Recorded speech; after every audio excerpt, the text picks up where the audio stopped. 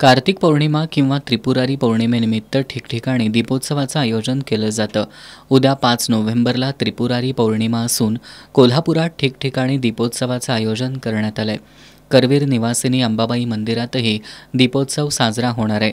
राजाराम बंधारा या ठिकाणी 5 नोव्हेंबरला संध्याकाळी डी.वाय. पाटील ग्रुपच्या वतीनं दीपोत्सवाचा कार्यक्रम आयोजित करण्यात आलाय।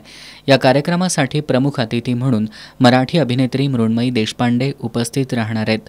तसंच विधान परिषदेतील काँग्रेसचे गटनेते आमदार सतेज पाटील, माजी आमदार ऋतुराज पाटील यांचीही या कार्यक्रमासाठी उपस्थिती असणार आहे।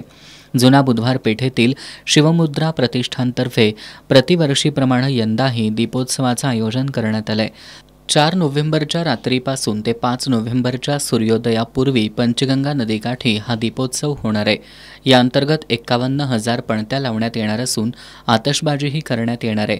दीपोत्सवाच्या निमित्तानं पंचगंगा नदीघाटावर सप्तरंगी रांगोळ्या काढण्यात येत आहेत।